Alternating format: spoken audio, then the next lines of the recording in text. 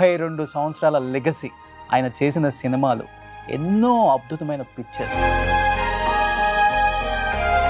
కొన్ని రోజులు మీ గురించి డిస్కషన్, ఆ స్లాంగ్ ఏంటి, అసలు ఆ కామెడీ టైమింగ్ ఏంటి అని. మరి మెడకి తాడు కట్టుకుని ఉయ్యాలుగుతాను అనుకుంటున్నావా? తరోడు పెళ్ళం కామేశ్వర లేదు, అది నా చేత 56 బిందులు నీళ్ళు ఇచ్చుకుని 54 నా పద్దం ఆడేస్తాను. ఏంటి అనేది అందరూ అనేస్తే మళ్ళీ నేను అనేది ఏంటి కొత్తగానే. ఎల్బి శ్రీరామ్ గారు ఒక చాలు అని రెస్ట్ తీసుకుందామని దూరంగా ఉన్నారా, లేకపోతే తెలుగు ఇండస్ట్రీ మొదలైంది? ఇండస్ట్రీలో ఏం లేని వాడే ఎగిరెగిరి పడతాడు, అన్నీ ఉన్నాడు అనుకువగా ఉంటారు అనేది ఎక్కువగా వాడతారు. మీ వరకు అది ఎంతవరకు కరెక్ట్? 500 సినిమాలు అంటే ఒక 500 కోట్లు వేసుకోవచ్చా? వేసుకోవచ్చు. ఒకనొక టైంలో ఎల్బి శ్రీరామ్ గారిని వేరే కమెడియన్ నిందించారు. ప్రత్యక్షంగానే పరోక్షంగానే? ప్రత్యక్షం కావచ్చు, పరోక్షం కావచ్చు. మీ మనసుకు తెలుసు అది? సంఘటనలో వాస్తవం ఉందేమో కానీ మీరు చెప్పిన దాంట్లో వాస్తవం లేదు. దేవుడు శిక్షించాడా ఇప్పుడు వాళ్ళని? అప్పుడు ఇలా చేసిన వాడు కూడా దేవుడే. కామెడీకి స్కోప్ ఉందా ఇప్పుడు? జబర్దస్త్ వాళ్ళందరూ ఇక్కడికి రావాలి కదా. అంటే మరి ఏంటి అయ్యి ఉంటుంది కారణం? సో మీ టైంలో ఉన్న కొంతమంది ఆర్టిస్టులని చాలా ఈజీగా రిప్ అని పెట్టేస్తారు, దండలు పెట్టేస్తారు, ఫోటోలు పెట్టేస్తారు.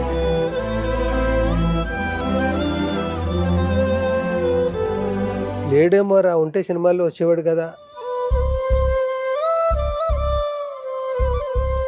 బట్ 3 జనరేషన్లు చూశారు కదా సార్. ఎన్టీఆర్ గారి జనరేషన్ చూశారు, తర్వాత బాలయ్య బాబు గారి జనరేషన్ చూశారు, తర్వాత జూనియర్ ఎన్టీఆర్ గారి జనరేషన్ చూశారు. ఈ 3 జనరేషన్లలో మీకు డిఫరెన్స్ ఏం కనిపించింది? ఆ క్రెడిట్ అయింది నిజంగా. ఆ సినిమాలో మీరు ఆ కాల్ లేని వ్యక్తిగా లాస్ట్ అలా పడతారు చూడండి, కళ్ళమ్మ నీళ్ళు కారిపోతాయి ఆ సీన్కి అయితే. ఇప్పటికి ప్రభాస్లో ఏం కనిపించింది మీకు యాక్టింగ్లో కానీ, తన తిప్పరావు మీసం,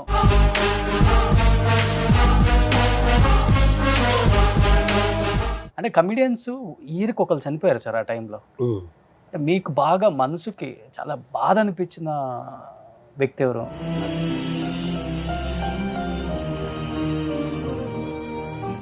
పెద్ద షాక్ నాకు. Hi, welcome to Suman TV. నేను మీ రోషన్.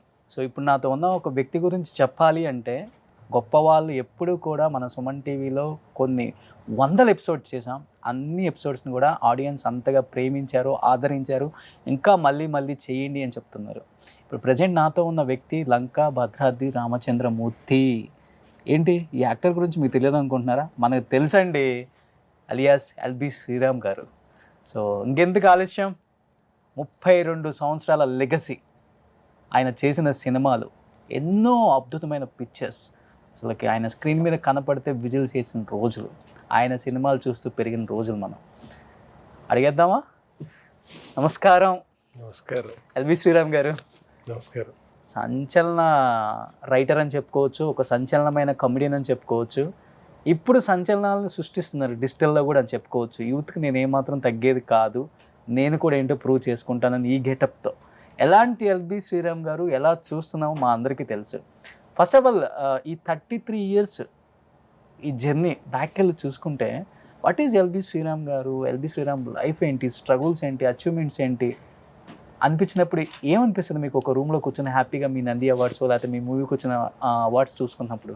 ఒక పొలాన్ని దున్ని, విత్తనాలు జల్లి, పంట పండించి, తెచ్చుకుని వంట వండుకొని, వడ్డించుకొని కూర్చొని తింటున్నట్టు కష్టపడి మెట్టు ఎక్కి ఇప్పుడు ఒకేలాగా జీవితాన్ని బ్యాలెన్స్ చేసుకుంటూ, కష్టంలో సుఖంలో ఓ ఎత్తుకి ఎక్కిన, ఓ మెట్టు దిగిన, దిప్పుడు కూడా కుంగిపోవడం లేకుండా ఒక స్పృహతో, ఒక అవేర్నెస్తో, ఏ వయసుకు తగ్గ ఆ వయసు చిన్నపాటి మెచ్యూరిటీతో 40 మంది కమెడియన్ల మధ్య పెరిగాను. ఒంటరిగా రైటర్గా గదిలో కూర్చుని పెరిగాను. నాటకాలు ఆడుతూనే పెరిగాను. సంసారంతో గడుపుతూ ఎంజాయ్ చేస్తూనే గడిపాను. ఉన్నదాంతో సరిపెట్టుకుంటూ బతికాను. బాగా ఉన్నప్పుడు కూడా అదే పప్పు, అదే కూర, అదే పులుసు, అదే పెరుగు, మజ్జిగలో అరటిపండు, అలాగే ఉన్నాను.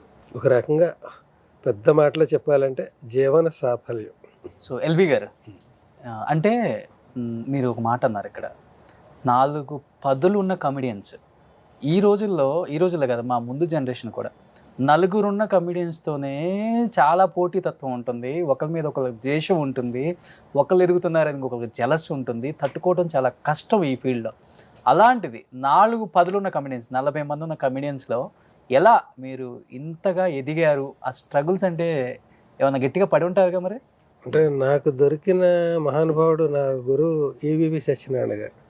ఆయన కూడా ఇలా మిడిల్ క్లాస్ నుంచి వచ్చిన ఆయన ఇంకా డైరెక్టర్ కాకముందు ఫ్యామిలీ మొత్తాన్ని ఎంత పెద్ద ఉమ్మడి కుటుంబాన్ని పట్టుకొచ్చి దగ్గర పెట్టుకుని కో డైరెక్టర్గా ఉంటూ పోషిస్తూ గుట్టుగా సంసారాన్ని గడుపుకుంటూ అనుకున్న తపన కోసం కృషి చేస్తూ అలాగ ఆ రోజుల్లో ఆయన నేను కలవడం బట్టి ఒక కరెక్ట్ ప్లేస్లోనే ఉన్నాం మనం. ఈ కాంబినేషన్ ఏదో వర్కౌట్ అయ్యేలా ఉందని ఒక ఆశతో ఉండడం, ఓకే, అది నెరవేరడం, మేము వండర్స్ సృష్టించడం, ఆయన నన్ను ఎక్కడో నిలబెట్టడం, అలా అక్కడి నుంచి అలా బ్లెస్ చేస్తూ ఉండడం, ఇదంతా నిజమా అన్నట్టు అనిపిస్తుంది. నిజమే. I think 1990 Kokila movie as a 1990. Writer, అవును అంతే కదా? అవును. 91లో ఈ మూవీ ఆ ఒకటి కాదు, 90లోనే కోకిల, కోకిల. తర్వాత ఏప్రిల్ 1 ఏప్రిల్ 1 91. 91 తర్వాత ఇంకా ఈయన దగ్గర ఈవీవి గారి దగ్గర అప్పుల అప్పారావు. నాకు ఈ కోకిల ఈ టైంకి ముందు నుంచి ఆయనతో పరిచయం ఉంది, ఈవీవి గారితో. ఆ పరిచయం వల్ల ఆయన డైరెక్షన్ ఛాన్స్ కోసం ఎదురు చూస్తున్నాడు. నేను ఆయన దగ్గర పడితే బాగుంటుంది, మనం రచయితగా వచ్చినందుకు రకరకాలుగా మనం ప్రూవ్ చేసుకోవచ్చు అనే ఆశ కలిగింది నాకు. మా ట్రావెల్ అట్లా జరిగి మేము కలవడానికి మాత్రం 2 ఏళ్ళు ఎంతో పట్టింది. ఓకే, పట్టి అట్లాగే అప్పులప్పారావు ఆయన 4వ సినిమా 4వ సినిమా అప్పుడు కలిసాం. ఇంకా తర్వాత అంటే ఇక్కడ మీరు మెయిన్ సక్సెస్ అవ్వడానికి మెయిన్ రీజన్ అంటే కమెడియన్స్లో యాజ్ ఎ రైటర్గా సక్సెస్ అయిన వాళ్ళు ఎవరు లేరు, మీరు తప్ప. పెద్ద పెద్ద మూవీస్ చేశారు మీరు యాజ్ ఎ రైటర్గా. హిట్లర్ కానీ, హలో బ్రదర్ కానీ, మంచి మూవీ అప్పులప్పారావు. అంటే మీకు ప్లస్ అయ్యి ఉంటుందా? మీకు కూడా క్యారెక్టర్స్ మీరే రాసుకోవచ్చు హ్యాపీగా, మంచి మంచి డైలాగ్స్. ఎందుకంటే డైలాగ్స్ పేలితేనే ఆడియన్స్లో వాళ్ళ హార్ట్లో ప్లేస్ సంపాదించుకోవచ్చు. అది ప్లస్ అయింది మీకు బాగా. అవును, సీక్రెట్ చెప్పేశాను చూడండి. నాకు నేను రాసుకునే పరిస్థితికి నేను యాక్టర్ని అయిపోయాను కదా, ఎవరో రాయాలి. నేను ఎవరికో రాసిన టైంలో రైటర్ని, యాక్టర్ని కాదు. అప్పుడు ఆ ఉధృతం చూసి మా అన్నయ్య వాళ్ళు కంగారు పడేవారు. మా పెద్దన్నయ్య మాకు ఒక గైడ్ మా అందరికీ. అంటే ఈ మా నాన్నగారు పెద్ద వేద పండితులు, ఆయన జానర్ వేరు. మేము ఇందులో మా అందరికి నాటకాలు ఇలాంటివి ఎంకరేజ్మెంట్స్ ఇవి మా పెద్దన్నయ్య. వాడు నెంబర్ 1, నేను 6, లాస్ట్ 7వ వాడు, ఒక అక్క అందరి పైన. వాడు ఎప్పటికప్పుడు మమ్మల్ని ఎంకరేజ్ చేస్తూ, అబ్జర్వ్ చేస్తూ, ఎక్కడ ప్రదర్శన వేసి వాడు నాటకాలు ఆడి మాకు అలవాటు చేసి వాడు తప్పుకుని మేము ఆడుతుంటే బ్లెస్ చేయడం, ఇంకా నాటకాలు మానేసి ఆడడం, ప్రదర్శన సరిగ్గా ఇవ్వకపోతే ఇంకా కొంతకాలం ఆడచ్చు ప్రైజ్ కొడితే, ఇలాగా ఎంకరేజ్మెంట్. వాడు నేను సినిమాల్లోకి వెళ్ళిన తర్వాత ఈ ఆ ఒక్కటి అడక్కు ఇవన్నీ చూసి ఏమిటి వీడు మొత్తం స్టాక్ అంతా గుప్పించేస్తున్నాడు, ఇంకా పెద్ద సినిమాలు పడితే ఎక్కడి నుంచి పట్టుకొస్తాడు, ఎలా రాస్తాడు అనేది కంగారు పడేవాడు. నేను కంగారు పడాలి కానీ వాడు కంగారు పడేవాడు. అంత స్టఫ్ ఉందన్నమాట మనలో అప్పుల్లో. ఏమో మరి తప్పని అంతే, లేకపోతే తోడమే బావిలోంచి. సార్ ఒక 500 పైగా సినిమాలు తీసుకుంటారా ఈ 33 ఇయర్స్లో? యాక్టింగ్ యాజ్ యాక్టర్గా కరెక్ట్గా లెక్క పెట్టలేదు, 400 తర్వాత లెక్క పెట్టలేదు కానీ చేసి ఉంటాను. అంటే ఇన్ని సినిమాలు తీశారు, ఇంత పెద్ద సక్సెస్ రేట్ ఉంది, యాజ్ ఎ కమెడియన్గా, యాజ్ ఎ రైటర్గా పెద్ద సక్సెస్ రేట్ ఉంది. ఇండస్ట్రీలో ఎక్కడికి వెళ్ళా కానీ ఎల్బి శ్రీరామ్ గారు అంటే ఒక గౌరవం ఉంది. అది బట్ ఎందుకని ఒక 6-7 సంవత్సరాల నుంచి పెద్దగా సినిమాల్లో కనిపించట్లేదు, పెద్ద పెద్ద సినిమాలు చేయట్లేదు, పెద్ద స్టార్స్తో వర్క్ చేయట్లేదు, పెద్ద డైరెక్టర్స్తో వర్క్ చేయట్లేదు?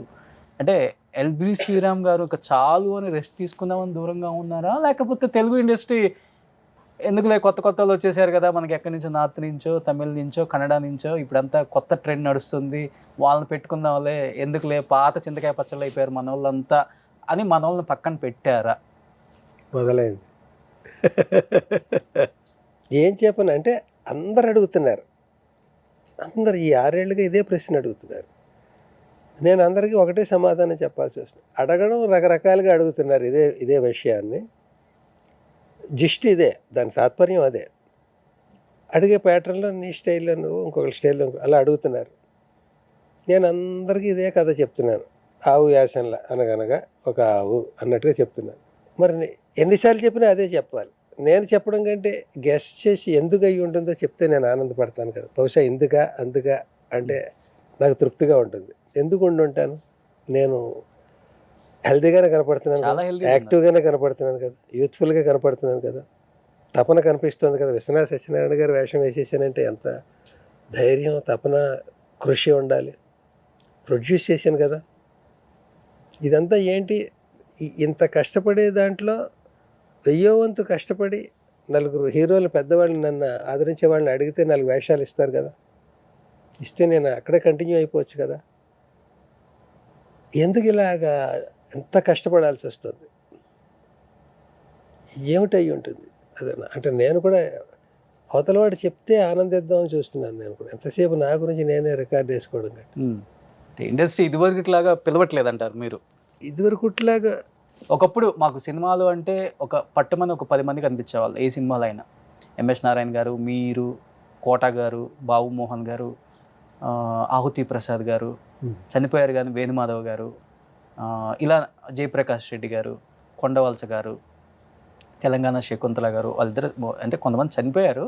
ఈ బతికున్న వాళ్ళని మేము చూడలేకపోతున్నాం తెర మీద. బ్రహ్మానందం గారు, కృష్ణ భగవాన్ గారు కొన్ని సంవత్సరాల నుంచి ఉన్నారుగా, అందరూ చేస్తున్నారు. నేనే చేయట్లేదు. మీరు ఒక్కళ్ళు చేయట్లేదు, మిగతా వాళ్ళు చేస్తున్నారు. అరాకొర ఎక్కువగాను తక్కువగాను చేస్తున్నారు.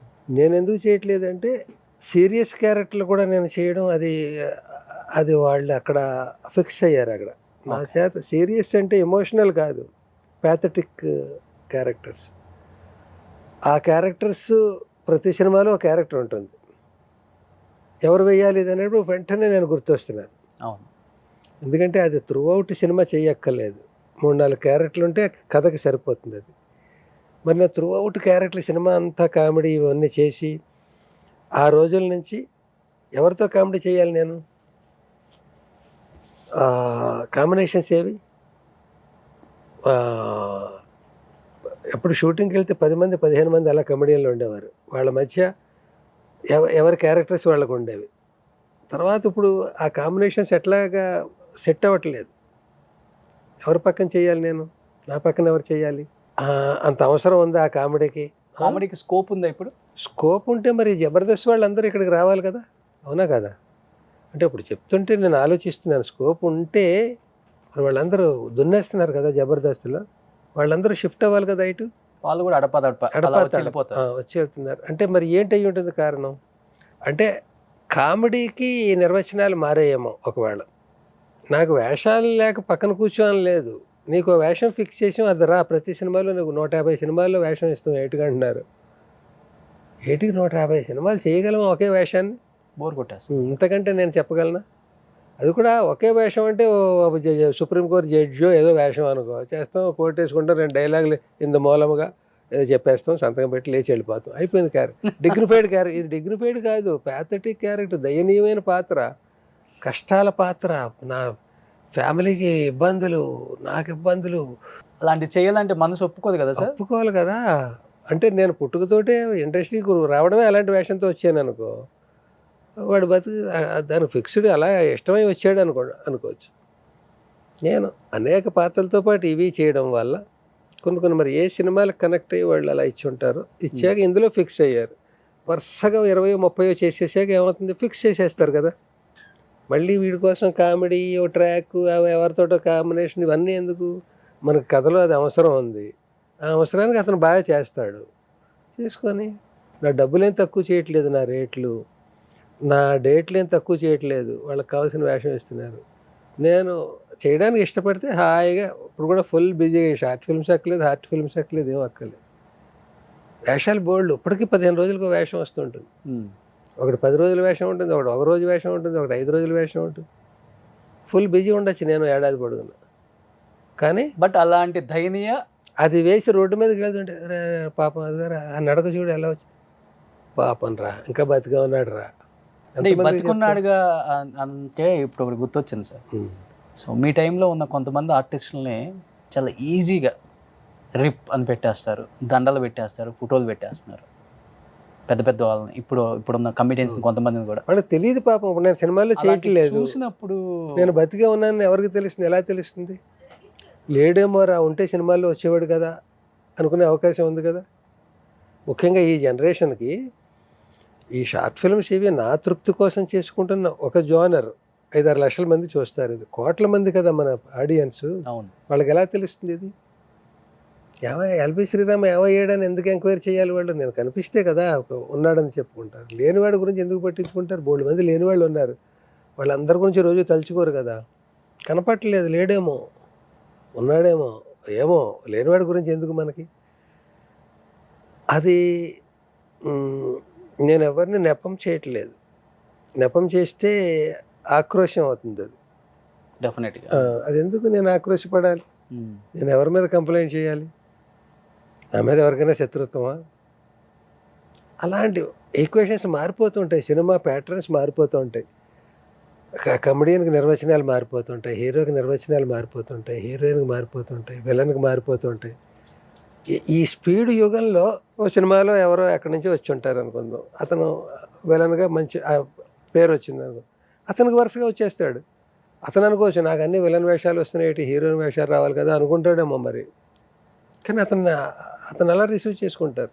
మరి నేను ఆ యాక్సిడెంట్తో ఎంతో మెట్లు గుమ్మనికి అడ్డంగా కట్టించారని అన్నప్పుడు కొన్నాళ్ళు అవే వేషాలు వచ్చాయి కదా.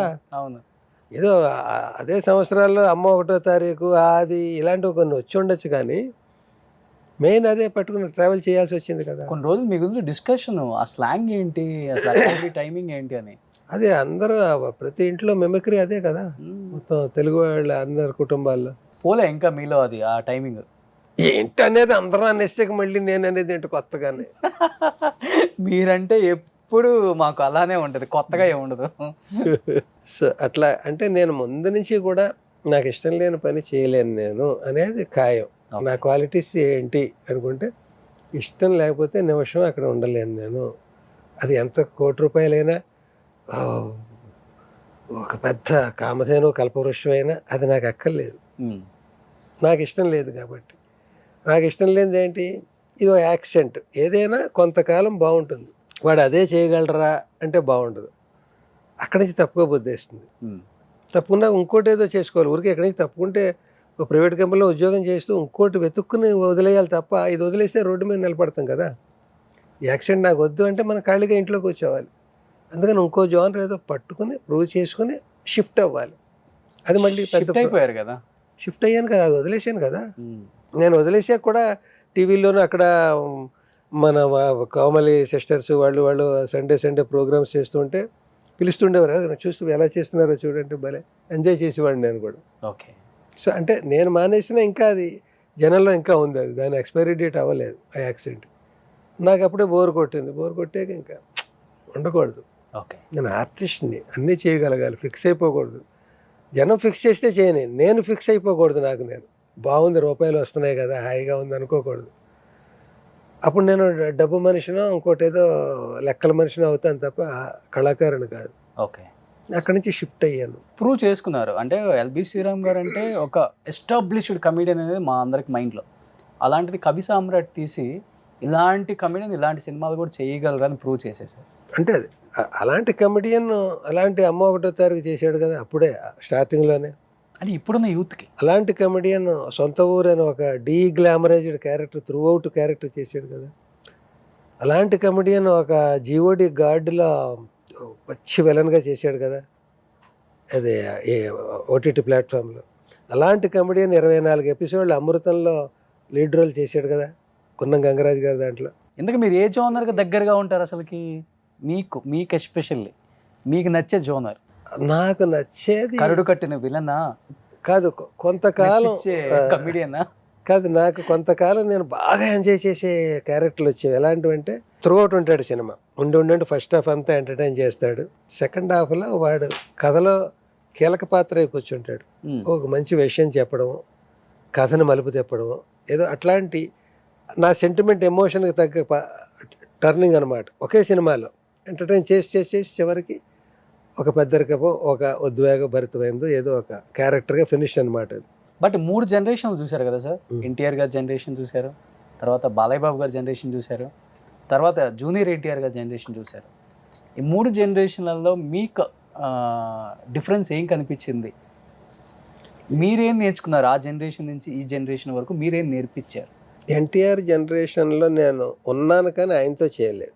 నాగేశ్వరరావు గారితో చేశాను, నాగేశ్వరరావు గారికి రాశాను, ఎక్కువ కాకపోయినా 2 సినిమాలు నటించాను, 2 సినిమాలు రచన చేశాను. రాజేశ్వరి కళ్యాణం, డాడీ డాడీ దానికి రైటర్ నేను. అలాగా అంటే ఆ జనరేషన్లో ఉన్నట్టే, ఆయనకి రామారావు గారికి రాయలేకపోయినా కూడా ఆ జనరేషన్ చూసినట్టే కదా. తర్వాత జనరేషన్ నేను రైటర్గా ఉన్నప్పటిది నేను యాక్టర్గా మారింది, నేను జనరేషన్స్గా మలుచుకుంటే. ఆ 2 కూడా నేను ఎంజాయ్ చేశాను. రైటర్గా నాదంటూ ఒక బ్రాండ్ క్రియేట్ చేసుకున్నాను. ఎల్బి శ్రీరామ్ డైలాగ్ ఇలా ఉంటుంది, లేదా ఈ డైలాగ్ ఎల్బి శ్రీరామే రాసి ఉంటాడు అనేది ఆ బ్రాండెడ్ అది చేసుకొని మంచి మంచి హిట్లు ఇచ్చాను, మంచి ఎంజాయ్ చేశాను, అప్రిషియేషన్స్ పొందాను. తర్వాత యాక్టర్గా మరి ఇన్ని డైలాగులు ఎంతమంది ఆర్టిస్టులకి రాస్తున్నాను, నాకు కూడా ఏమైనా రాసుకుంటే నేను ఆర్టిస్ట్గా టర్న్ అవ్వచ్చు కదా అని ఇక్కడ చాలు ఇంకా రైటర్గా అని ఎక్కడో అనిపిస్తుంది. చెప్పాను కదా నేను, ఇంకా చాలు నాకు నేనే అనుకుంటాను, ఎవరు అనరు చాలని, నేనే ఒక మలుపు తీసుకోవాలనుకుంటాను. అలా అనుకున్నప్పుడు ఇంకా యాక్టర్గా వెళ్తే ఎలా ఉంటుంది? అసలు సినిమా పరిశ్రమకి ఎవడైనా యాక్టర్గా అవ్వాలనే వస్తాడు. నేను స్టేజ్ మీద నా మీదే రోల్స్ రాసుకుని 15 కాంపిటీషన్స్లో 15 ఏళ్ళు నేను పోటీలకు వెళ్ళి ప్రైజులు కొట్టుకొచ్చిన వాడిని, యాక్టర్గా, డైరెక్టర్గా, రైటర్గా. అంత బ్యాక్గ్రౌండ్ ఉండి ఇక్కడ రైటర్గా వచ్చాను. వచ్చినందుకు 12 ఏళ్ళు నాకు అక్కడ అరెస్ట్ అయిపోయి ఉన్నాను. అరెస్ట్ అయిపోయాక మళ్ళీ ఒక మలుపు రావాలి, నేను యాక్టర్ కూడా ఉన్నాడు వీళ్ళలో, వాడు పైకి రావాలి అనేది ఇంకోటి రావాలి, ఇంకో లేయర్. అది వచ్చింది. రైటర్గా ఎవరైతే నన్ను ఎంకరేజ్ చేసి అంత మా ఇద్దరు కాంబినేషను ఒక డిఫరెంట్ కాంబినేషన్గా పేరు తెచ్చుకున్నాం, అదే ఈవీవి గారి ద్వారా. ఆయన మొట్టమొదటి నిర్మాతగా తీసిన చాలా బాగుంది. ఆయన డిఫరెంట్గా డైరెక్ట్ చేసిన అమ్మ 1వ తారీఖు, ఆ 2 నాకే ఇచ్చి నన్ను పెట్టుకుని చేసినది ఆ క్రెడిట్ అయిందే, ఆ గొప్ప అయిందే. ఆయన లేకపోతే నేను లేను. అందుకనే ఈవేళకి నేను ఆయన 500 సినిమాలు చేసిన ఆయన గురువుగా భావిస్తాను. అంటే నేను తర్వాత ఆయన దగ్గర నుంచి రైటర్గా వచ్చేసి యాక్టర్ అయ్యాక కూడా నన్ను ఇలాగా అమ్మ 1వ తారీఖు చాలా బాగుంది 2 సర్టిఫికెట్లతో వదిలేసాక ఇండస్ట్రీలో ఆయన తీసే మిగతా 40 సినిమాల్లో నాకు వేషాలు ఉన్నాయి కదా. నేను రైటర్గా ఉంటే ఆ 5 సినిమాలకే రాశాను ఎంత చేసి. తర్వాత నేను యాక్టర్ కాలేదు అనుకుందాం, మిగతా 40 సినిమాలు నేను ఆయన దగ్గర రాయట్లేదు కనుక నేను ఖాళీయే కదా. అవును. కానీ నేను తీసుకున్న మార్పుని ఆయన ఎంకరేజ్ చేసి అలా ట్రావెల్ చేసి నన్ను తీసుకెళ్ళాడు అట్లా. బట్ ఆ జనరేషన్తో పాటు ఇప్పుడున్న మా జనరేషన్ వాళ్ళు, అల్లు అర్జున్ కానీ, రామ్ చరణ్ కానీ డిఫరెంట్ రోల్స్ చేశారు వాళ్ళతో. నిజంగా ఆ సినిమాలో మీరు ఆ కాల్ లేని వ్యక్తిగా లాస్ట్ అలా పడతారు చూడండి, ఎవడు అబ్బా అసలుకి థియేటర్లో కళ్ళమ్మడి నీళ్ళు కారిపోతాయి. అసలు అంటే ఏమవుతుందంటే కామెడీ కూడా వస్తూ, లేకపోతే వేరే జోనర్స్ కూడా వస్తూ, అది కూడా ఉంటే నాకు బాగా హెల్ప్ అయ్యేది. ఇప్పుడు కూడా నేను ఉండేవాడిని, తప్పుకునేవాడిని కాదు. అంటే 30 సినిమాలు చేస్తున్నాం అనుకో ఏటికి, అందులో 20 సినిమాలు కామెడీ లేకపోతే ఇంకో డిఫరెంట్ రోల్స్ చేస్తూ ఓ 5ో 10ో ఇలాంటివి వచ్చినా కూడా వెర్సటాలిటీ కింద వస్తుంది అది. కానీ 30-50 సినిమాలు ఇస్తామంటే అదేమవుతుంది, బ్రాండెడ్ అవుతుంది, పిలవండరా ఎల్బి శ్రీరామన్ అన్నట్టు అవుతుంది. అది నేనెందుకు ఒప్పుకోవాలి? మీరు బ్రాండ్ వేస్తే నేనెందుకు యాక్సెప్ట్ చేయాలి? ఇది దాన్ని కోపం అంటారా, అలక అంటారా, ఆత్మాభిమానం అంటారా, లేకపోతే కళాకారుడు ఎల్బి శ్రీరామ్ గారికి అలకుందా ఏమన్నా? అలకెందుకు? నాకు ఇంత అన్నం పెట్టి ఇంత గొప్పవాడిని చేసిన ఇండస్ట్రీ మీద అలకేంటి? నాకు నన్ను ఏమన్నా క్యారెక్టర్ల మీద అలక? క్యారెక్టర్ల మీద అలక. క్యారెక్టర్లు అంటే ఒకసారి ఏమవుతుందంటే కొందరు అడిగేవారు, ఏమో ఇంకా 50 పాత్రలు ఉంటాయి కదా, ఇంకొకటి ఇవ్వండి. జస్ట్ నాకు మా అల్లుడు వెరీ గుడ్లో పాత్రలు అంటే ఒక్క సీన్ ఇవ్వండి, వెరైటీ సన్మానాల చిటికలు అనడం, బ్రహ్మానందం గారికి సన్మానం చేస్తాను, రారా వీపీ అని బ్యానర్ కడతాను. ఏంటయ్యా బుద్ధి లేకుండా నన్ను రారా అంటావు? అబ్బా రారా కాదండి, అందులో రారా వాడానండి. మ్యాటర్ ఉన్నాడు, అయ్యో నువ్వు ఇలా అనిపించింది. చిటికలు అని ఏంటో ఎవరు రాలేదండి. మరి ఎలా వస్తారు? మేము 6 గంటల కంటే 3 గంటలకి ఆశగా వచ్చేసారు. చూడండి కుర్చీలు ఖాళీ కుర్చీలు అని ఇలాగ అన్నీ రగ్గుకు బదులు ఇదని మీరు పెద్ద మనిషి అయ్యారు చేప మీద కూర్చోం ఒకటే 2 సీన్లు మరి ఇప్పటికీ రోజు వేస్తుంటారు అది ఏదో ఛానల్లో. సో ఇవి చేసింది ఎల్బి శ్రీరామే కదా. ప్యాథటిక్ వాళ్ళు ఏమనివ్వరంటే ఓకే మీకు కామెడీ క్యారెక్టర్ ఇస్తాం, మాకు ఈ క్యారెక్టర్ ఉంది సినిమాలో, ఇది ఎవరికి ఇమ్మంటారు చెప్పండి. ఓకే, మీరు కామెడీ ఇది 2 చేయగలరు, ఇది చేసేది ఎవరు చెప్పండి. ఇది చేయడానికి ఎవరు లేరని నేను ఆ బలిపాసం అని నేను చేస్తున్నాను కదా ప్రతి సినిమాలో. అది ఇది ఇవ్వండి మీరే. ఒక డైరెక్టర్ 2 సినిమాలు ఒకటి ఇది ఒకటి అది ఇవ్వని పోని ఇంకా అంతే. సినిమాలో మన బ్రాండ్ అంటే అంతే. జడ్జి వేషాలు అంటే జడ్జి వేషాలే, లేకపోతే ఇంకొక ఇలాంటివంటే ఇలాంటివే. అది ఎవరు అనాదిగా అలాగే బ్రాండెడ్గా అలా చేసేస్తారు కదా. కావాలని చేయరు కదా ఎవరు. ఎల్బి శ్రీరామ్ బ్రాండ్ చేసేయాలరా మన అందరు రండి అని ఒప్పందం అగ్రిమెంట్ చేయరు కదా. అవును, అలా గమ్మున వాళ్ళకి ఆ క్యారెక్టర్ ఉంటుంది. ఎవరు 2 వేషాలు ఇవ్వలేరు, ఒక కామెడీ ఒక సీరియస్. అలాగ బ్రాండ్ అయ్యి వద్దులే, ఇది వాళ్ళ తప్పు కాదు నా తప్పు కాదు, పరిస్థితి ఇది. మనం తప్పుకుంటే బాగుంటుంది, మన జీవితం హ్యాపీగా ఉంటుందని నేను ఇట్లాగ ఇంకో యాక్టివిటీ పెట్టుకోవాలి కానీ ఇది పెట్టుకున్నాను. అందరికి ఇష్టమైన క్యారెక్టర్స్ చేశారు మీరు వాళ్ళ సినిమాలలో. ఇద్దరిలో మీరు అబ్జర్వ్ చేసిన పాయింట్స్ ఏంటి? యాజ్ యాక్టర్గా, యాజ్ ఏ హ్యూమన్ బీయింగ్గా తండ్రిని మించిన తనయుడు ఇక్కడ అనిపించిందా, లేకపోతే అల్లు అరవింద్ గారిని మించిన తనయుడు నిలబెట్టుకుంటాడని ఎవరిని చూస్తే అనిపించింది మీకు వెంటనే టక్కున ఒక్క ఆన్సర్లో చెప్పాలి అంటే? అలాగ ఇప్పుడు నేను రెగ్యులర్ సినిమాల్లో ఉన్నాను అనుకుంటే నేను అన్నీ అవి ఫాలో అవుతుంటే టక్కున చెప్పచ్చు ఏది అడిగినా. మీరు వర్క్ చేసినప్పుడు 4-5 ఏళ్లుగా నేను దూరంగా ఉండి ఎలా దూరంగా ఉన్నానంటే ఇప్పుడు ఎవరెవరు ఉన్నారో నాకు నిజంగా తెలియదు. మీరు వర్క్ చేసినప్పుడు ఎందుకు తెలియదు అంటే ఇది పూర్తి చేసేస్తా. ఎందుకు తెలియదు అంటే నేను అందులోంచి తప్పుకున్నానంటే మళ్ళీ ఆ వేషాలు కాక వేరేది ఇస్తే వెళ్దాం అని అలాగే అది అయినప్పుడు నేను పేపర్ తెప్పించలేదు. 2-3 పేపర్లు ఇంటికి వచ్చేవి. పేపర్ వద్దు, టీవీ ఏదో వచ్చి ట్రాన్స్ఫార్మర్ ఏదో కాలి ఇది టీవీ పోయింది, మళ్ళీ టీవీ కొనలేదు. ఇంట్లో టీవీ, నా రూమ్లో టీవీ ఇంకొద్దు అనుకున్నాను. ఎందుకంటే అవి చూస్తున్నప్పుడు రోజు సినిమా వార్తలు దాని మీద దృష్టి వెళ్తుంది. అందులో ఏ సినిమా ఉన్నాయి, ఎవరెవరు ఆర్టిస్టులు, నేను ఉన్నానా లేదా, నేను లేనేంటి, ఇంకా రేట్లు వస్తాయేమో. అసలు ఎందుకు దాని గురించి ఆలోచన ఎందుకు, అలా పీపింగ్లు ఎందుకు? మనం వద్దనుకుని వచ్చినప్పుడు వస్తే డిగ్నిఫైడ్గా బయటికి రా, లేకపోతే ఉండి అక్కడ వ్యావరింగ్గా కన్ఫ్యూజింగ్గా క్లారిటీ లేకుండా ఉండకు. ఒక క్లారిటీ నాకు ముందు నుంచి నాకు నచ్చనిది చెయ్యలేను, నచ్చని చోట ఉండలేను, క్లారిటీగా చేయాలి అది చేసిన. అగ్నిసాక్షిగా పెళ్లి చేసుకున్నాం కదా, నీ కష్టాల్లో సుఖాల్లో తోడుంటాను ఏదో అని చెప్పాం కదా. అదే 31వ తారీఖులో కోర్టు సీన్లో ఈ డైలాగులు ఎక్కడి నుంచి వస్తాయి? మన గడిపిన జీవన విధానాల్లోంచి వస్తాయి. నాతో పాటు దానికి కూడా శిక్ష వేయండి ఎవరు అన్నారు. అది అగ్ని సాక్షిగా ప్రమాణం చేశాను కష్ట సుఖాల్లో తోడుగా ఉంటానని. ఇన్నాళ్ళకి నాకు జైల్లో ఎంత చోటిచ్చి అన్నం పెడతారు 2 పూట్ల, ఈ సుఖాన్ని దాంతో కలిసి పంచుకునేవాడు అంటే అది గుండెలు పిండేసే ఇది కదా. అది అప్పుడు ఆర్టిఫిషియల్గా వస్తాయి, ఇప్పుడు ఆర్టిఫిషియల్గా వస్తున్నాయి. సో అవన్నీ ఎలా వస్తాయి? విలువలంటే ఇంకేంటి కొత్తగా? అంటే విలువలకి అంత వాల్యూ ఇస్తారు కదా, అండ్ పెద్దగా కాంట్రవర్సీలకు కూడా మీరు వెళ్ళరు ఎక్కడ కూడా. నేను ఎక్కడ ఇష్టం ఉండదు అసలు. అంటే ఒకానొక టైంలో ఎల్బి శ్రీరామ్ గారిని పీక్లో ఉన్నప్పుడు వేరే కమెడియన్ నిందించారు. సో ప్రత్యక్షంగానే పరోక్షంగానే? ప్రత్యక్షం కావచ్చు, పరోక్షం కావచ్చు, మీ మనసుకు తెలుసు అది. మనం ఎందుకులే, మనం హుందాగా ఉందాం, మాట్లాడే వాళ్ళు మాట్లాడుకుంటారు రకరకాలుగా, మనకి వద్దు కాంట్రవర్సీ అని తగ్గున్నారు. ఆ టైంలో చాలా బాధపడ్డారు, నొప్పించే మాటలు అన్నారు అని చెప్పి విన్నాను. దాంట్లో వాస్తవం ఉందో సరే ఉన్నా? సంఘటనలో వాస్తవం ఉందేమో కానీ మీరు చెప్పిన దాంట్లో వాస్తవం లేదు.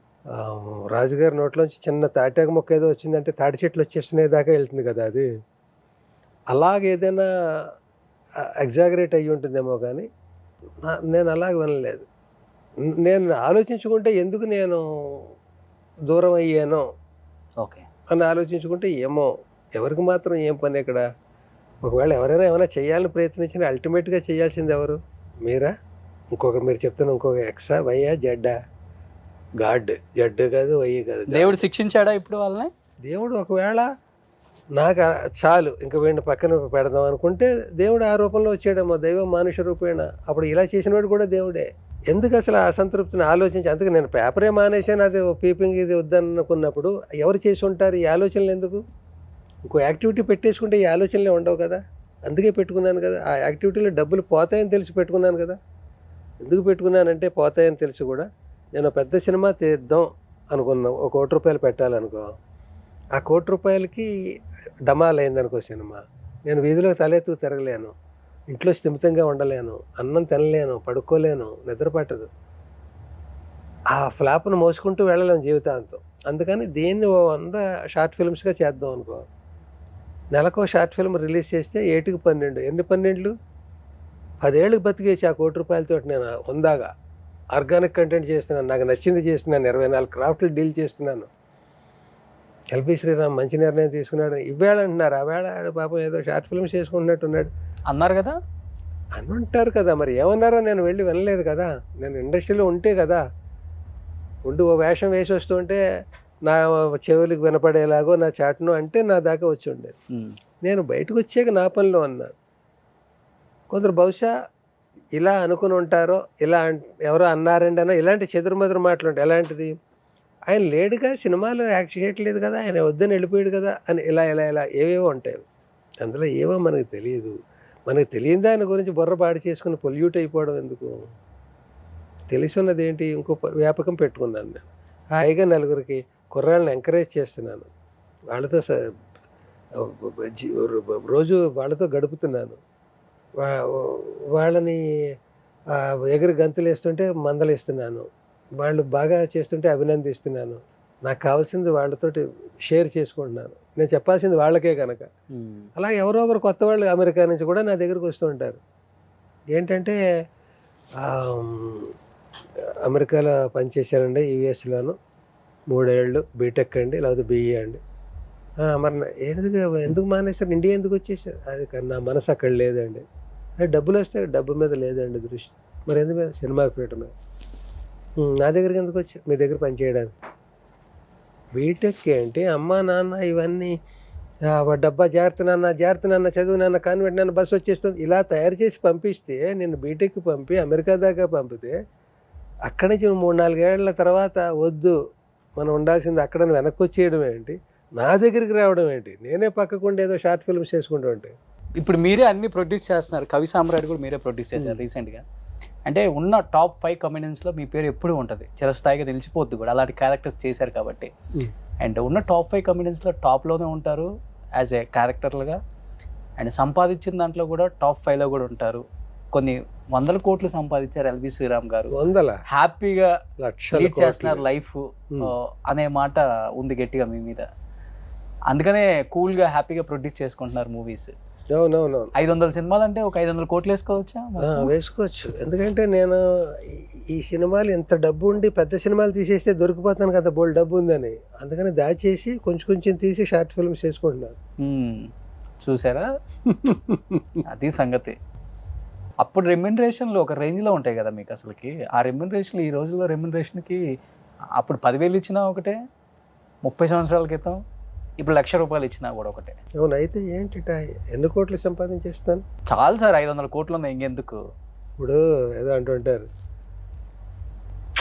100 కోట్లు సంపాదించి ఉంటాడా అనుకున్నారు అనుకో ఎవరైనా, అనుకుంటున్నారు అనగా ఎందుకు మళ్ళీ ఇంకా అనుకున్న తర్వాత ఎంజాయ్ చేద్దాం. జనం అలా వాడి పాపం రోడ్డు మీద తిరుగుతున్నాడు రా అనుకునే బదులు 100 కోట్లు ఉన్నాయి వాడి దగ్గర అనుకుంటే ఎంత గర్వం మనకి. జనం అలా అనుకుంటున్నారు. అప్పుడు నేను రోడ్డు మీద నిజంగా నడిచి వెళ్తున్నా, ఎంత సింప్లిసిటీ చూడు, రజనీకాంత్ ఎల్బి శ్రీరామ్ ఇద్దరే అలా నడిచి వెళ్ళగలరు అనుకుంటున్నారు. గొప్ప విషయమే కదా. ఓకే, వాళ్ళు అలా నేర్చుకుంటున్నారంటే నేను బాధపడిపోవడం ఎందుకు? సార్ ఫైనాన్షియల్ గా అంటే అన్ని విధాలుగా హ్యాపీ ప్రస్తుతానికి. ఏ నిమిషానికి అన్నట్టు తర్వాత ఎలా జరుగుతుందో నాకు తెలియదు, కానీ ఇంతవరకు నా లైఫ్ ఉన్నంత దర్జాగా ఎప్పటికీ కూడా నా గౌరవం ఎక్కడ పోలేదు, నా పెద్దరికం పోలేదు, నా ఆత్మతృప్తి పోలేదు. ఇప్పుడు కూడా ఇక్కడ ఎంతమంది, నేను సినిమా ఫీల్డ్లో లేను కదా, ఏ వచ్చాడు రా చేసి పంపించాడు తొందరగా అన్న కాకుండా ఇంత ఆత్మీయంగా ఎందుకు ఉండాలి? ఎక్కడికి వెళ్ళినా నేనేం సాధించేసానని, ఏం ఆస్కార్లకు వెళ్ళిపోయానని, ఏం పద్మశ్రీలు తెచ్చేసుకున్నానని, లేకపోతే ఏం కోట్లు గడించేసానని, చాలు. ఓ మాస్టర్ని చూస్తానో లేకపోతే ఒక మంచి నటుడిని చూస్తానో వచ్చే ఆనందాన్ని గౌరవాన్ని నాకు ఇస్తున్నారు. నన్ను చూస్తుంటే వాళ్ళకేదో నా గతం గుర్తొస్తోంది. చాలా ఇంకా ఏమిటి కావాలి అసలు మనిషి అన్నవాడికి. అండ్ ఎల్బి శ్రీరామ్ గారు వందల్లో సినిమాలు చేశారు, కొన్ని 10లో స్టార్ హీరోస్తో వర్క్ చేశారు. ఎల్బి శ్రీరామ్ అనే నాకు ఈ స్టార్ హీరోతో కాంబినేషన్ అంటే వాట్ ఏ టైమింగ్ రా, అసలు ఆడియన్స్ ఎంత ఎంజాయ్ చేస్తారు థియేటర్లో స్క్రీన్ మీద మా ఇద్దరిని చూస్తే. అండ్ మీ మనసుకి అనిపించిన hero at the same time బయట నుంచి మీకు రెస్పాన్స్ వచ్చిన వీళ్ళిద్దరు కాంబినేషన్ బాగుంటుంది అనుకున్న హీరో అంటే ఎవరైనా చెప్తారు? చిరంజీవి గారు, బాలకృష్ణ గారు, నాగార్జున గారు, వెంకటేష్ గారు. అదే ఆర్డర్. చిరంజీవి గారు, బాలకృష్ణ గారు, జూనియర్ ఎన్టీఆర్. అంటే పవన్ కళ్యాణ్ గారితో కూడా నేను ఎంజాయ్ చేశాను, కానీ మేము దగ్గరగా వచ్చే అంత అలాంటి త్రూఅవుట్ క్యారెక్టర్లు పడలేదు. ఇంకా బన్నీతో కూడా చేశాను, కానీ అంత ఆయన అన్నాడు కూడా ఒకసారి, మీరు ఇంకా మంచి వేషాలు చేసి ఉంటే మన కాంబినేషన్ పడి ఉంటే ఇంకా బాగుండేదండి, వస్తుందేమో చూద్దాం అని. ఎక్కడో ఒక ప్రకాష్ రాజ్ గారి సినిమాకి వెళ్ళినప్పుడు, గౌరవం సినిమాకి వెళ్ళినప్పుడు అక్కడ ఒక సందర్భంలో ఆయన అన్నాడు. అలాగా కొన్ని ఎందుకు జరగవో మనకు తెలియవు. బాగా క్లోజ్గా ఉంటారు, వాళ్ళిద్దరూ కలిసి చేయరు. ఏం చెప్తావు దానికి? ఇలా జరిగితే ఇలా జరగాలని ఏం లేదు. నేను రోజు అందరికి వెళ్ళి, సార్ నన్ను మర్చిపోయారేంటి సార్, గుర్తుంచుకోండి సార్, ఒక చిన్న వేషం అండి అంటే వచ్చేది వేషం. అలాగని నేను ఇండస్ట్రీకి అవేగా వెళ్ళిపోతేనో, ఎక్కడున్నాడో టార్చ్ లైట్లు అవన్నీ పట్టుకుని పగ్గాలు వేసుకుని అలా పిలవరు. ఎక్కడున్నాడో తెలియాలి, ఎలా ఉన్నాడో తెలియాలి.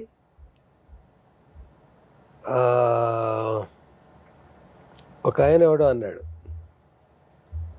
ఇలా మెల్లిగా కాంట్రవర్సీకి తీసుకెళ్ళడం ఉంటుంది కదా. ఎవరిని సార్?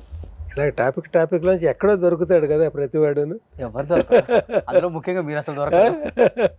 ఒక ఆయన అన్నాడు, ఒక సభ అండి, మీరు రావాలండి,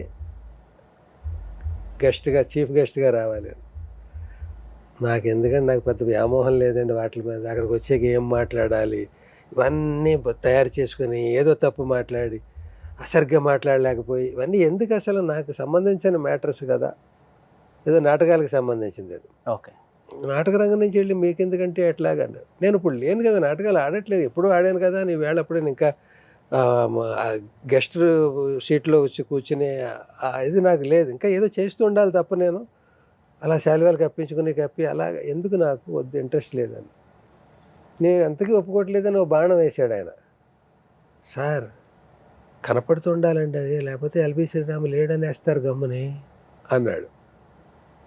వాళ్ళు ఎలా అంటారనే బాధ నాకు లేదు, ఎందుకంటే నేను సినిమాల్లో ఉంటే ఎంత కనపడుతున్నా దానికి 10 రెట్లు సోషల్ మీడియాలో కనపడుతున్నాను. తెల్లారు లేస్తే ఏదో రూపంలో ఆ రోజు నా ఫేసు ఏమంటారు అప్డేట్తో సహా కనపడుతూ ఉంటాను నేను ఏదో రూపంలో. నాకు ఆ లోపం లేదండి, నేను పోయిన మరుక్షణం తెలిసిపోతుంది ఇండస్ట్రీకి లేడని.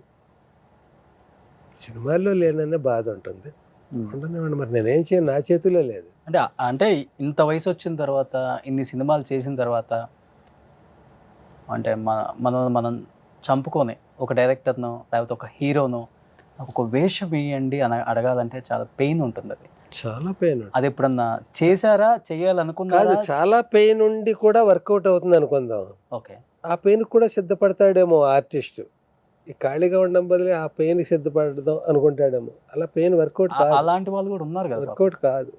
ఏదైనా జాలిపడి వేషం ఇస్తారేమో, పాపం నోరు తెరిచి అడిగాడు రా, కష్టాల్లో ఉన్నాడని ఇస్తారేమో, కానీ ఆ స్థితికి వచ్చేసాడు రా అనేదే వస్తుంది తప్ప చూసావా పాపం అనే వస్తుంది. ఏంట్రా మనం మర్చిపోయేంటి, అతన్ని అడిగాడు కూడాను, అలా ఉండదు ఎవరికైనా సరే. పాపం రా ఎక్కడ చెప్పకండి పాపం అని ఒక వేషం ఇస్తారు, 2 వేషాలు ఇస్తారు. జరిగిందే సార్ ఎక్కడన్నా ఈ సంఘటన? ఎక్కడో జరిగింది, అది ఎవరో చెప్పకూడదు. నేను ఎవరో సీనియర్ నటుడికి అలాగా నా ముందు తరాల అందులో వేయగలిగాడు. ఒకటి ఆ డైరెక్టర్ని ఎవరిని అడిగాడో ఆ డైరెక్టర్ దగ్గర వేయగలిగాడు, తర్వాత కంటిన్యూటీ లేదు.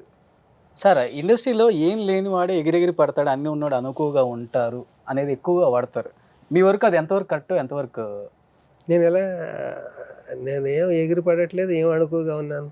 రెండూ లేదు బేసికల్ గా వాడతారు ఇప్పుడు మీరు అన్న పదానికి. నాలో రెండూ లేదు, అణుకుగాను లేను, ఎగిరెగిరి పడడం లేదు. మీలో అనుకుగా ఉండటం ఎక్కువ కనిపించింది అందరూ. అణుకుగా ఉండడం అలా కనిపిస్తుందేమో. అసలు నా ఫేసే సీరియస్ ఫేస్, అక్కడ పొగరు ఎక్కువ అన్నట్టే కనిపిస్తుంది ఫేస్ తప్ప అణుకుగలా కనపడదు. అంటే నేను ఏదైనా మాట్లాడాలనుకో, ఒక పెద్దవాళ్ళతో చిరంజీవి గారితో మాట్లాడాలి, వెంటనే నా మూడ్లో ముఖ కవళికలు మారిపోతాయి. ఆయన మీద నాకు ఏ ఫీలింగ్ ఉందో ఆ ఫీలింగ్ వచ్చేస్తుంది ముఖంలోంచి, అయిపోయింది. మళ్ళీ మామూలు నా ఒరిజినల్ సీరియస్ ఫేసే వస్తుంది. దీన్ని ఏమంటావు నువ్వు?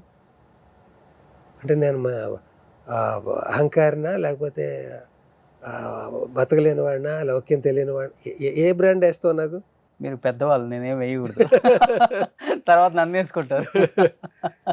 కాదు, ఒక ఎల్బి శ్రీరామ్ కూడా ఉండని అట్లా చక్కగా. ఏమో రేపు పొద్దున మళ్ళీ నేను ఇండస్ట్రీలో అసలు 2 షిఫ్ట్లు 3 షిఫ్ట్లు చేస్తానేమో. మనం అలా కూడా అనుకోలేము. నేను హెల్దీగా ఉన్నారు, చేయగలరు, ప్రాబ్లం లేదు. వస్తుంది అది కూడా. ఏమో ఇవే అన్నీ జరుగుతాయి ఇక్కడ. దేనికి నిబంధన ఇలా జరిగితే ఇలా అని ఏం లెక్కలు లేవు, అన్నీ జరుగుతాయి. ఇప్పుడు 70+ మీరు అయ్యారు కదా హీరో. నా ఏజ్ ఎందుకు చెప్తున్నావు నువ్వు జనానికి? అయితే సారీ, 17 ఏజ్ లో ఈయన హీరో అయ్యారు కవి సామ్రాట్లో. Note this point your honour. Okay, you agree? పోనీ 70 అనుకుందాం. ఓకే, 60 అనాల్సింది 70 అంటున్నాడు ఏంటని నేను అనుకుంటుంటే, 60కే ఇలా ఉన్నాడు ఏంటి అనుకోవాల్సింది 70 కూడా ఇలా ఉన్నాడు ఏంటని ఇంకా ఆశ్చర్యం కదా. ఇంతకుముందు కలర్ వేసేవాళ్ళు, ఇప్పుడు కలర్ వేయట్లేదు అంతే. కలర్ నాకు 40 ఏటి నుంచి కలర్ లేదు, అప్పుడు వేసాను, ఇప్పుడు వేయట్లేదు. అదే ఇప్పుడు వేయట్లేదు. వేయట్లేదు అనేది నా ఆత్మవిశ్వాసాన్ని అలా నిరూపించదలుచుకున్నాను. నా ఏజ్ని దాచక్కర్లేదు. ఇప్పుడు మీరు కలర్ వేసారంటే రామ్ చరణ్ గారికో, బన్నీ గారికో, మళ్ళీ ప్రభాస్ గారికో ఒక అన్న కాదులే కానీ నాన్నగా చేయొచ్చు. నాన్నగా వేషం రమ్మని 5 నిమిషాల్లో చేసుకొచ్చేస్తాను. కలరింగ్ ఎంతసేపు అయ్యా? ఓకే, కలరింగ్ వేషం. ఇప్పుడు ఈవేళ నేను ఈ షూటింగ్ ఇది లేదనుకో, ఇంటర్వ్యూ గడ్డం గీసుకోవడానికి బద్దకిస్తాను నేను. ఎందుకు, ఎవరికి చూపించాలి నా నీట్ షేవ్ని? ఒక పని కలిసి వస్తుంది, హాయిగా అది ఎంజాయ్ చేస్తాను. ఓకే, ఇవాళ ప్రోగ్రామ్ ఏంటి చూసుకుంటాను, బయటికి వెళ్ళేది అది. బయటకు దైన్యమైన వేషాలే వద్దనుకున్నప్పుడు మనిషి దైన్యంగా ఎందుకు ప్రజెంటబుల్గా ఉండాలని ఆవేళ షేవ్ చేసుకుంటా. ఈరోజు డైరీ ఏంటి తెలుస్తుంది. అనుకోకుండా మనం ఈవేళ ప్రోగ్రామ్ ఏం లేదనుకుని గీసుకోలేదు, వెళ్ళిపోయి జైల్లో పెడతారా ఇది గడ్డం పెరిగితే? ఇక్కడ చూపిస్తున్నప్పుడు ఇక్కడ చూపిస్తాం, ఇంకా ఫుల్ వైట్ కదా. ఎల్బి శ్రీరామ్ గారు ఒకప్పుడు ఒక సినిమాలో తిప్పరావు మీసం అన్న ఒక వ్యక్తి ఈరోజు అండ్ ఓవరాల్గా పాన్ ఇండియా మొత్తం మీసం తిప్పుకునే స్థాయికి తెలుగు సినిమా ఇండస్ట్రీని కానీ మనం ఏమాత్రం తగ్గేది లేదు, మనం ఏంటో మన లెవెల్ ఏంటో చూపించాడు అనమాట. యంగ్ రెబల్ స్టార్ ప్రభాస్ గారు ఒకప్పుడు ఛత్రపతిలో వర్క్ చేశారు, ఈరోజు ఒక pan India star, international star, ఈ స్థాయికి వచ్చారు. ఆ రోజు అనిపించిందా సార్, మీరు ఎంతోమంది ఆర్టిస్టులను చూశారు, ఒక్కరోజు ఎక్కడికో వెళ్ళిపోతారు ఈ వ్యక్తి అని అనిపించింది ప్రభాస్? అండ్ అప్పటికి ఇప్పుడు ప్రభాస్లో ఏం కనిపించింది మీకు యాక్టింగ్లో కానీ తన అంటే నేను థర్డ్ పర్సన్గానే చెప్పగలను తప్ప సెకండ్ పర్సన్గా చెప్పలేను కదా. నేను ఆయన ఫాలో అవుతూ లేను కదా. బాహుబలి ఇవన్నీ నేను చూస్తున్నాను కానీ నేను ప్రేక్షకుడిగానే చూస్తున్నాను తప్ప నేను ఒక ఫిలిం ఫీల్డ్లో ఉంటూ కూడా ఫిలిం మ్యాన్గా నేను ఫిలిం ఫీల్డ్లో రెగ్యులర్గా ఉన్నాను. ఎవరెవరు కొత్తగా ఎవరు వచ్చారు, వాళ్ళ పేరేంటి, హీరోయిన్లు ఎవరెవరు, వాళ్ళ పేర్లు ఏంటి, అదే కొత్త అడగట్లేదు, ఎవరినో అడుగుతూ ఉండాలి ప్రజెంట్ చేస్తున్న వాళ్ళని. నేను ఇది లేనప్పుడు హాయిగా ఉంది కదా. ఇప్పుడు ఎందుకు ఇవన్నీ బట్టి పట్టాలి నేను, ఎవరెవరు ఇది అనేది? నేను షూటింగ్కి వెళ్తుంటే బట్టి పట్టాలి. దాని మేనేజర్ ఎవరు, దాని డైరెక్టర్ ఎవరు, దాని ప్రొడ్యూసర్ ఎవరు, ఇవన్నీ తెలుసుకోవాలి. ఇప్పుడు నేను తెలుసుకుని ఏం చేయను నా నాలెడ్జ్తోటి. సో అవి తెలుసుకోవడం వల్ల ఈ పని మీద కాన్సన్ట్రేట్, ఇప్పుడు ఏదైతే నేను పెట్టుకున్నానో డబ్బులు ఎదురు ఖర్చు పెట్టుకుంటూ దాని మీద తక్కువ కాన్సన్ట్రేట్ చేయగలుగుతానుగా. ఇప్పుడు నేను ఇంతకీ యథావత చెప్పేది ఏంటంటే, రేపు పొద్దున మళ్ళీ నేను యాక్ట్ చేస్తా సినిమాల్లో. ఎలా వస్తుందో నాకు తెలియదు, చేస్తాను, మంచి మంచి వేషాలు చేస్తాను. వచ్చాడురా మళ్ళీ అనిపించుకుంటా. అప్పుడు ఈ గ్యాప్ ఎందుకు వచ్చిందంటే, నేను ఇది కూడా చేశాను, నా చరిత్రలో అనేక నిధులు పోగవాలి కదా. షార్ట్ ఫిల్మ్స్ చేసాడు రా 6 ఏళ్ళు, ఇన్ని సినిమాలు డైరెక్ట్ చేసి ప్రొడ్యూస్ చేసి లీడ్ స్క్రిప్ట్ రాసుకుని 24 క్రాఫ్ట్లు మోసుకెళ్ళాడు అనేది కూడా కావాలి నాకు. అది మిగిలిపోయి ఉంది కదా. ఇప్పుడు ఫినిష్ అయిపోయింది కదా, ఇప్పుడు ఇంకా ఫినిష్ అయింది. అది ఇంకా ఫినిష్ అవ్వడం, ఫినిష్ అయ్యి సినిమాల్లోకి వెళ్ళటానికి రెడీగా. నేను ఎప్పుడు వెళ్తానో నాకు తెలియదు, వెళ్ళేదాకా చేస్తూనే ఉంటాను. కాదు ఏంటి, ఎక్కడ మనం ప్రాబ్లం ఫేస్ చేస్తున్నావు. ఇంకా వెళ్ళలేదనా, లేకపోతే ఇది అయిపోయిందనా? వెళ్తారులే. ఎందుకు వెళ్ళను? ఏమన్నా నాకు అంగవైకల్యమా, లేకపోతే మాట వైకల్యమా, లేకపోతే నీతో పోటీగా ఉన్నాను నేను? ఎందుకు లేదు సార్, మంచిగా ఉన్నారు. మీకేం? సో మీకు టఫ్ ఫైట్ ఇచ్చిన కమెడియన్ అంటే ఏం చెప్తారు? మీరు పీక్లో ఉన్నప్పుడు కానీ ఇప్పటికి కూడా టఫ్ ఫైట్ ఇచ్చిన కమెడియన్. ఓకే, ఇద్దరు పోటాపోటీగా అసలు నెంబర్ ఆఫ్ ఫిలిమ్స్ చేస్తున్నారు, అసలు ఎవరికి తగ్గట్లేదు, చాలా టఫ్ ఫైట్ అయింది నాకు. నిజంగా నేను బ్రహ్మానందం గారితో పోల్చుకునే ఇది కాదు. ఆయన ఎప్పుడో వచ్చాడు ఇండస్ట్రీకి. ఓ 2-3 ఏళ్ళు తేడాలో వచ్చిన ఎంఎస్ నేను పోల్చుకునేవాడిని. ఇద్దరి డైరీ ఒకటే, అమ్మిరాజే చూసేవాడు. సో భలే చేస్తున్నాడే, భలే వస్తున్నాయా, దాని దేనికైనా ఉండాలి కదా. నా వేషాలు రాని వాళ్ళు ఏమనుకుంటారు? ఎల్బి శ్రీరామ్ భలే చేస్తున్నాడే అనుకుంటారు కదా. కంపారిజన్ ఎప్పుడు అదే. నేను ఇంకో సూత్రంలో, పక్కవాడితో కంపారిజన్ ఎప్పుడు అవసరం అప్పుడే పెట్టుకో. ఒక పోటీ ఉంది, నాటకం ఆడుతున్నా ఇద్దరు, నువ్వో నాటకం ఆడుతున్నా, నేనో నాటకం, ప్రైజ్ గెలవాలి, అక్కడ పోటీ ఉండాలి. లేకపోతే ఒక క్లాసులో మన స్టూడెంట్స్ ఫస్ట్ మార్క్ నీకు రావాలి, నాకు అక్కడ పోటీ ఉండాలి. అంతే తప్ప బ్రహ్మానందం గారు ఎప్పుడో వచ్చారు, ఆయనతో నేను పోటీ పెట్టుకోకూడదు. ఎంఎస్ నారాయణ 2-3 ఏళ్ళు తేడాలో వచ్చాం, ఆయనతో పెట్టుకోవచ్చు. నేను ఎల్బి శ్రీరామ్ గారికి ఇచ్చి కవి సామ్రాట్ 2 అలాగే ఏదో చెప్పాలి కనుక చెప్పాను. కానీ నిజంగా ఎంఎస్ని చూసి నేను మనసులో అభినందించుకునేవాడిని. ఓకే, అతని టైం కలిసి వచ్చింది, చమత్కారి, టాలెంటెడ్, అన్నీ ఉండి వచ్చింది. మరి అతను ఆశలో కండిలా ఇంతమంది 40 మందిలో అలా చకచక స్క్రీన్ మీద అలా ఉండేవాడు, ఆఫ్ ది స్క్రీన్లో అలా ఉండేవాడు. ఆఫ్ ద స్క్రీన్ కూడా? ఆఫ్ ది స్క్రీన్ షాట్ లేదు నీకు, ఏం చేస్తాడు? పొద్దున్న సాయంత్రంగా ఎంఎస్ మీద చేయరు కదా, అతని కాంబినేషన్లో అతను షాట్ వచ్చినప్పుడు తీస్తారు. మిగతా అప్పుడు అందరూ ఉంటారు కదా, వాళ్ళతో కూడా అలా మింగిల్ అయిపోవడం. నేను అలా మింగిల్ అవ్వలేకపోయేవాడిని. అలాగే నాకు ఎవరితోటి దూరమైన ఇది కూడా లేదు. ఓ పెద్దరికం ఏంటో మరి అది ఎందుకు వచ్చిందో. అంటే కమిడియన్స్ ఈరికి ఒకరు చనిపోయారు సార్ ఆ టైంలో. మీకు బాగా మనసుకి చాలా బాధ అనిపించిన వ్యక్తి ఎవరు? అరే మిస్ అయ్యాను నేను, వరుసగా చనిపోయారు. ఎంఎస్ గారు కానీ, ఏబిఎస్ గారు కానీ, ఆహుతి ప్రసాద్ గారు, జయప్రకాష్ రెడ్డి, కొండవాల్ సార్, తెలంగాణ శకుంతల గారు. నేను బాగా బాధపడింది యాక్టర్ కాదు, మా డైరెక్టర్ ఈవీవి సత్యనారాయణ గారు పోవడం పెద్ద షాక్ నాకు. చూసుకుంటే నేను వ్యాక్యూమ్, నేనేంటి నా పరిస్థితి, నాకెవరు పెద్ద చెప్పుకోవడానికి అనే అలా బతికాం కదా. యాక్టర్స్లో షాక్, ఇండస్ట్రీకి ఎలా షాక్, నాకు అలాగే షాకు. ఏంటి, ఓ ప్రొడ్యూసర్, ఓ డైరెక్టర్, ఓ 10 మంది కమెడియన్లతో సరదాగా ఇది అనుకున్నాడు కదా. లేరు, ఎవరు 10 మంది కాదు, 2 3 కూడా కరెక్ట్గా లేరు. అతనికి షాక్, నాకు షాక్. నిన్న మొన్నటిదాకా కలిసి యాక్ట్ చేసాం, వాళ్ళతో భావాలు పంచుకున్నాం, స్క్రీన్ పంచుకున్నాం, వ్యక్తిత్వాలు పంచుకున్నాం, అల్లరి పంచుకున్నాం. ఏరి వాళ్ళు అవన్నీ ఏవి, ఏదో పెళ్ళైపోగానే వెళ్ళిపోయినట్టుగా అలా వెళ్ళిపోయారేంటి? ఒకసారి వెళ్ళిపోయారేంటి? ఒకసారి అంటే ఒకే రోజు వెళ్ళిపోలేదు, ఒక 1-2 ఏళ్ళలో అలా అనుకుంటే ఇంత తొందరగా అందరు వెళ్ళిపోయారేంటి? ఇలాంటిది మాత్రం అందరితో షాకే, అది నా ఒక్కటి షాక్ కాదు. అసలు సాధ్యం అట్లా వెళ్ళిపోవడం? అవునవును, అలా జరిగింది మనకి. సార్ ఈవీవి గారు లాంటి డైరెక్టర్ ఇంకొక ఆయన ఉండుంటే ఈరోజు మా కమెడియన్స్కి, మా లాంటి వారికి 24/7 వర్క్ ఉండేది, మేము బతికుండే వాళ్ళం అని చెప్పేసి కొంతమంది, చాలామంది నా ఇంటర్వ్యూకి వచ్చిన వాళ్ళే చెప్పారు. మీరేం చెప్తారు దానికి? ఈవీవి లాంటి ఒక డైరెక్టర్ అంటే కామెడీని బతికించిన ఒక మహోన్నత వ్యక్తి అని చెప్పుకోవచ్చు ఆయన.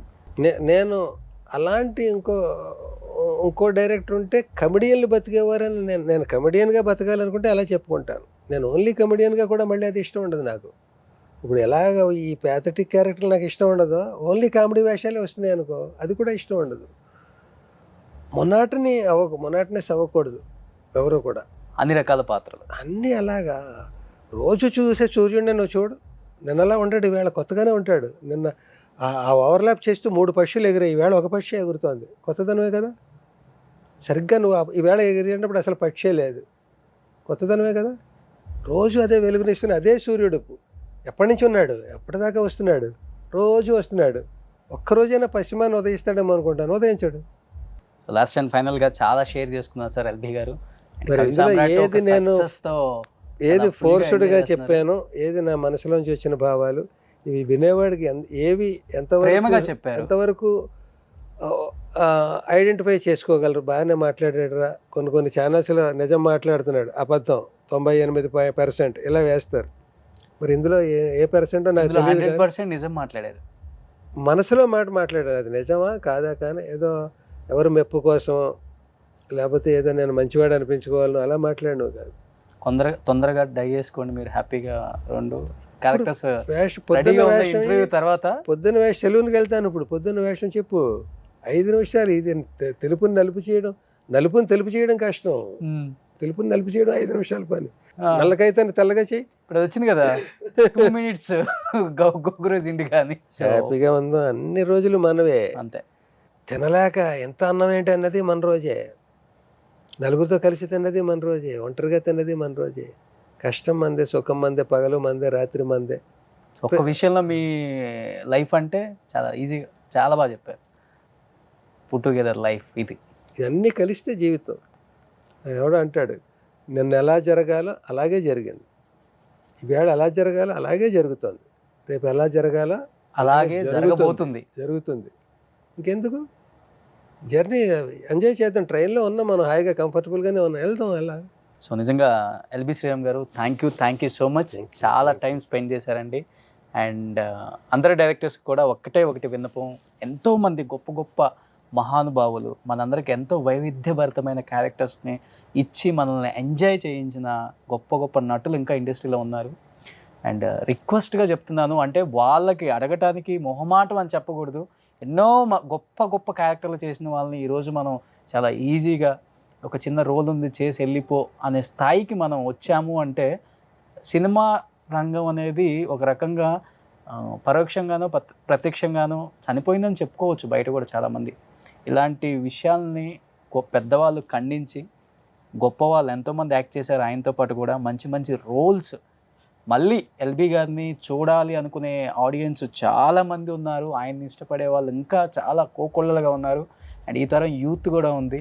సో డెఫినెట్గా మంచి క్యారెక్టర్స్లో మనం చూస్తామని ఎక్స్పెక్ట్ చేస్తున్నాం. డైరెక్టర్స్ ముగించే కాంట్ వెయిట్.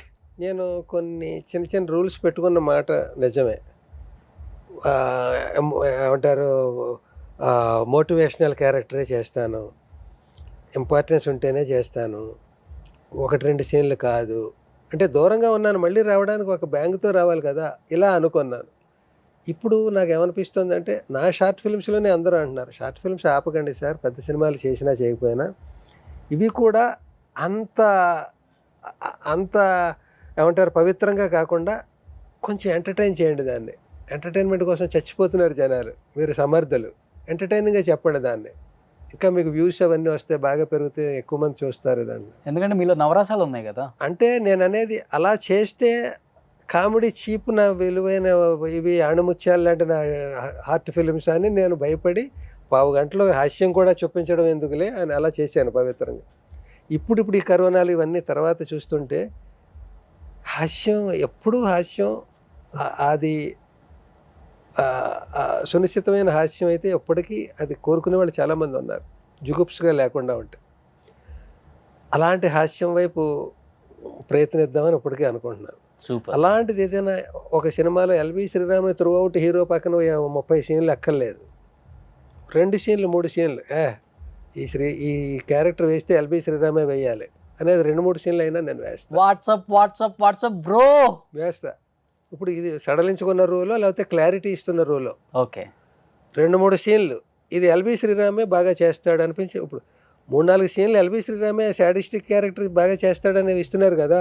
బ్యాంకాక్ వెళ్ళాలి మనం నెక్స్ట్ మంత్ షూట్ కి, మంచి షార్ట్స్ ఇవన్నీ వేసుకోవాలి.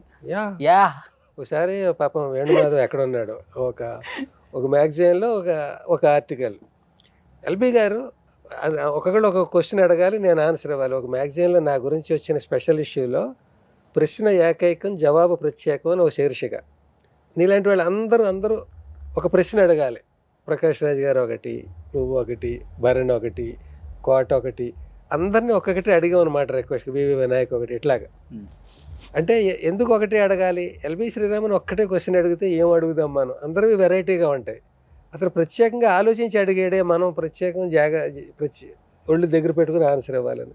ప్రశ్న ఏకైకం ఒకటే, ఏం అడుగుతావు, జవాబు ప్రత్యేకం నువ్వు అంత ఒక్కటే అడిగావు కనుక దానికి ప్రత్యేకంగా. సూపర్.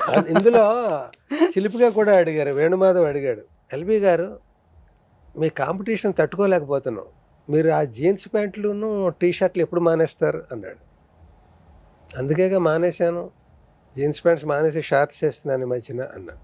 అందుకే మీ పోటీ తట్టుకోలేక బాధపడుతున్నారనే జీన్స్ ప్యాంట్లు వేయడం మానేసి షార్ట్లు వేయడంలోకి వచ్చాను అన్నాను. ఓకే. అలాగా అన్ని సూట్ రెడీ చేసుకుంటాను, హెయిర్ వేస్తాను, ఎవరికైనా కావాలంటే చెప్పండి, మీరు బ్లాక్ చేస్తే మీకు మంచి వేషం ఉంది రమ్మను. బ్లాక్ది టెంపరీది కూడా వేసుకోవచ్చు, ఓకే. పెర్మనెంట్ది వేసుకుని మళ్ళీ 15 రోజుల్లో జుట్టు పెంచుకోవచ్చు. జరుగుతుంది డెఫినెట్గా, మేము చూస్తాం అది. సో 22 నువ్వే చూడాలనుకుంటున్నావు అంటే నువ్వు అసలు ఏమంటారు, వీడిని ఏం లాగుదాం వీళ్ళలోంచి అసలు అని చూసే నువ్వే నేను బాగుండాలని కోరుకుంటే ఇంకెందుకు జరగదయ్యా. డెఫినెట్గా జరుగుతుంది. బాగుండాలంటే నువ్వు నాకు ఎప్పటి నుంచి పరిచయమో నాకు తెలుసు. ఎస్. అప్పటి నుంచి నువ్వు నా మీద నీ అభిప్రాయం ఒక్కటే, ఓకే. ఈయన బాగుండాలి అనుకుని. అలా చాలా మంది ఉన్నారు. ఇప్పుడు ఇక్కడ ఉన్న 10 మందిలోనే అలా కనపడ్డారే. నేను మంచి వేషం వేస్తే వాడు రావద్దు మళ్ళీ ఇండస్ట్రీకి అనుకునేవాడు నాకు ఒకరిని చూపించిపోయి ఎవరు లేరు. లేరు. మీ మీద నాకు అంత మంచి అభిప్రాయం ఉంది, నా మీద మీకేముంది అభిప్రాయం? సో ఈవేళ నువ్వు చాలా బాగా అడిగావు. అంటే ఒకవేళ నాకు చెప్పడానికి ఇష్టం లేక దాటేస్తున్నాను అనుకో, నువ్వు ఫోర్స్ చేయలేదు, మళ్ళీ మళ్ళీ వెనక్కి వచ్చి గుచ్చి అడగలేదు. పోనీ ఆయన ఎందుకు చెప్పడానికి ఇష్టం లేదు, ఏదో మొత్తానికి మనం అడిగాం, ఆయన చెప్పలేదు. అది ఇది బాగుంది నాకు ఇవాళ. నా రోషన్ నన్ను ఇబ్బంది పెట్టలేదు, కానీ అన్నీ అడగడానికి ట్రై చేశాడు. హెల్దీ ఇది కదా. సో బాగుంటుంది, అంతా బాగుంటుంది, నన్ను నమ్ము, నువ్వు బాగుంటావు, నేను బాగుంటాను, ప్రపంచం బాగుంటుంది.